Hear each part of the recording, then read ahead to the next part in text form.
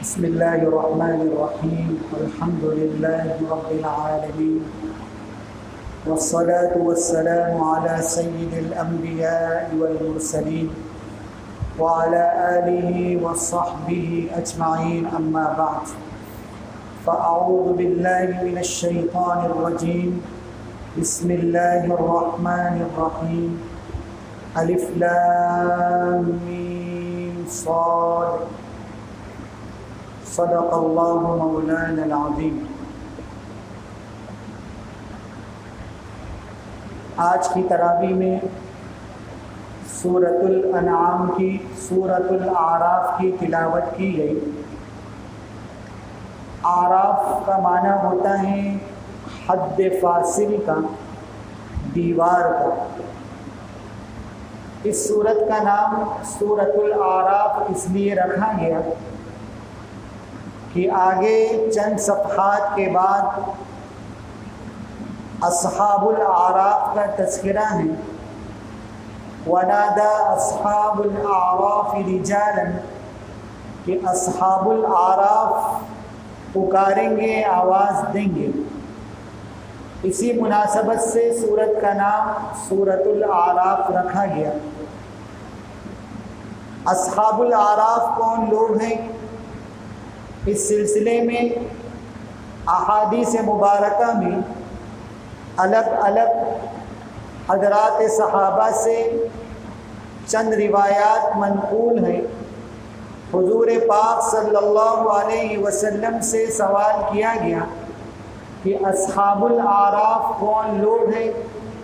تو آپ نے جواب میں ارشاد فرمایا کہ یہ وہ لوگ ہوں گے کہ جب قیامت کے دن جنتی جنت میں پہنچ جائیں گے اور جہنمیوں کو اللہ پاک جہنم میں ڈھکیل دیں گے، تو جنت اور جہنم کے درمیان میں ایک دیوار ہوگی۔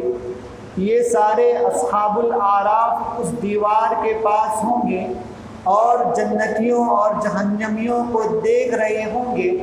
پوچھا گیا کہ یہ وہاں کیوں ہوں گے؟ اللہ کے نبی صلی اللہ علیہ وسلم نے جواب میں فرمایا کہ یہ وہ لوگ ہوں گے کہ جب نامہ اعمال میں اعمال کو تولا جا رہا ہوگا تو اس وقت ان لوگوں کی نیکیاں اور برائیاں بالکل برابر ہوگی۔ نیکی اور برائیوں کے ایک جیسے ہونے کی وجہ سے ان کو درمیان میں رکھا جائے گا۔ نہ جنت بھیجا جا رہا ہے، نہ جہنم میں روانہ کیا جا رہا ہے۔ حسنات اور سیئات کے برابر ہونے کی وجہ سے ان کو اعراف میں رکھا جائے گا۔ بعد میں چل کر اللہ تعالیٰ اپنے رحم کا مظاہرہ فرمائیں گے اور ان اصحاب الاعراف کو بھی جنت میں روانہ کر دیا جائے گا۔ تو اسی وجہ سے اس سورت کا نام سورۃ الاعراف رکھا گیا۔ بالکل ابتدا میں حضور پاک صلی اللہ علیہ وسلم کو تسلی دی جا رہی ہے کہ ہم نے جو کتاب آپ پر اتاری ہے، جو پیغام ہم نے آپ کو دے کر روانہ کیا ہے، اس پیغام کے پہنچانے میں اگر دشمنان اسلام آپ کی مخالفت کرتے ہیں، آپ کے آڑے آتے ہیں، آپ پر طعنہ زنی کرتے ہیں، فلا یکن فی صدرک حرج، آپ اپنے دل میں کسی طرح کی کوئی تنگی محسوس نہ کریں، آپ اپنے مشن کو جاری رکھیں۔ وہ اپنا کام کرتے رہیں گے، آپ اپنا کام کرتے رہیں گے۔ یہ تسلی کے الفاظ بالکل ابتدا میں۔ اس کے بعد فرمایا کہ ہم قیامت کے دن اعمال کو تولیں گے، اعمال کو گنا نہیں جائے گا کہ فرائض آپ کی 1 لاکھ ہیں، نوافل آپ کی 2 لاکھ ہیں، صدقات آپ کے 2-5 لاکھ روپے ہیں۔ ایسے اعمال گنے نہیں جائیں گے، بلکہ اعمال کو نامہ اعمال پر تولا جائے گا۔ ہو سکتا ہے کہ کسی کے اعمال کم ہوں لیکن وزن میں زیادہ ہوں، ہو سکتا ہے کہ کسی کے اعمال بہت زیادہ ہوں لیکن وزن میں ہلکے ہوں۔ اعمال کا وزنی اور بھاری ہونا یہ اخلاص کی بنیاد پر ہونا۔ والوزن یومئذ الحق فمن ثقلت موازینہ فاولئک هم المفلحون ومن خفت موازینہ۔ قرآن کہہ رہے ہیں کہ ہم اعمال کو تولیں گے اور تولنے کی بنیاد پر جن کا نامہ اعمال بھاری ہوگا ہم اسے کامیابی کا پروانہ دیں گے، اور جن کا اعمال ہلکا ہوگا ہم اسے ناکامی کا پروانہ دیں گے۔ اس کے بعد حضرت آدم علیہ السلام اور ابلیس کے واقعے کو بیان کیا گیا۔ جب اللہ پاک نے ابلیس سے کہا کہ سجدہ کرو، میں نے آدم کو بنایا ہے، وَلَقَدْ خَلَقْنَاكُمْ ثُمَّ صَوَّرْنَاكُمْ فَقُلْنَا لِلْمَلَائِكَةِ اسْجُدُوا لِآدَمَ، ہم نے سارے ملائکہ سے کہا کہ آپ سب لوگ حضرت آدم کے سامنے سجدہ کرو۔ یہ سجدہ عبادت نہیں تھا، سجدہ عبادت تو صرف اللہ کو لائق ہے، یہ سجدہ تعظیم تھا، اللہ کے حکم سے تھا۔ سارے ملائکہ سجدے میں گر پڑے، ابلیس نے انکار کیا۔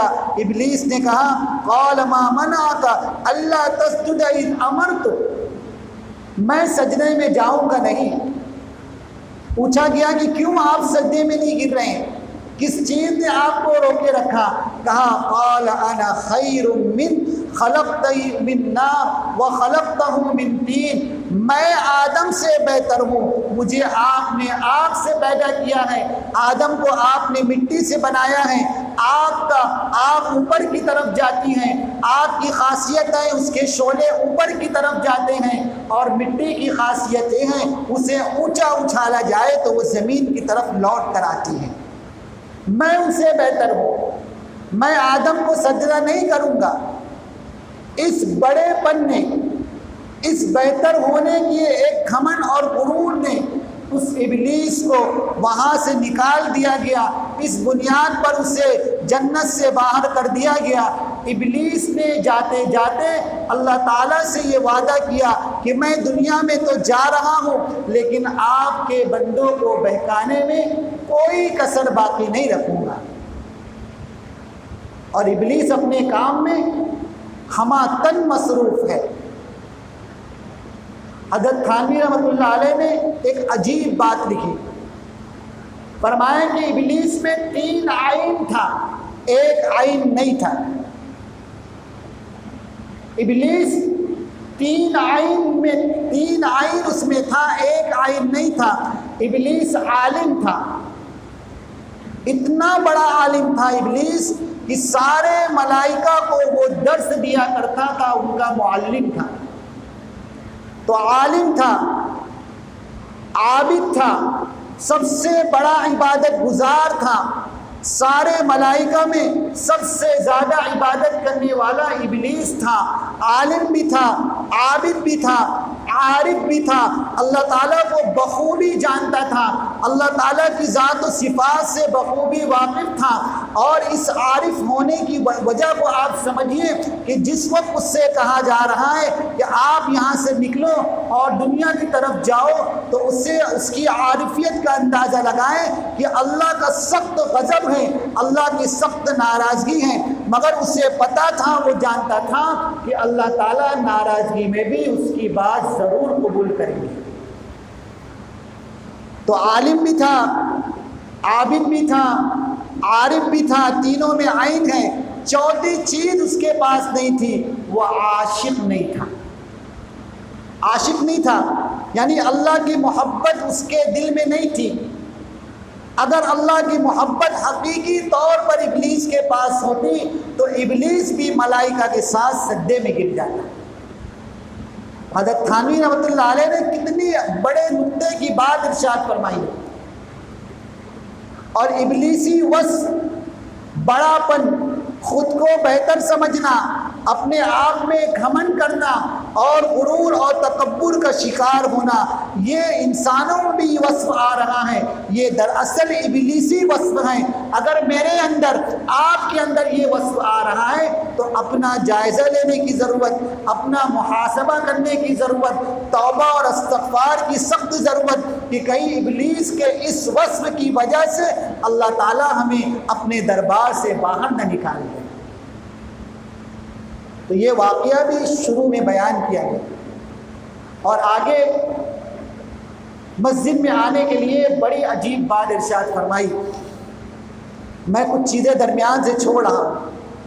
فرمایا یا بنی آدم خذوا زینتکم عند کل مسجد، اے بنی آدم دیکھو اللہ پاک نے تمہیں خوبصورت بنایا ہے، تو خوبصورتی کا تقاضا یہ ہے کہ تم جب اللہ کے دربار میں آؤ تو بہتر بن کر آؤ، بہتر بن کر آؤ۔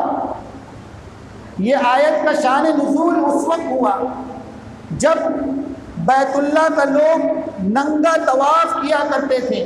فرمایا گیا کہ بیت اللہ پاک جگہ ہے، پاک جگہ میں برہنہ آنے کی اجازت نہیں ہے، سارے لوگ کپڑے اوڑھ کر آئیں، احرام باندھ کر آئیں۔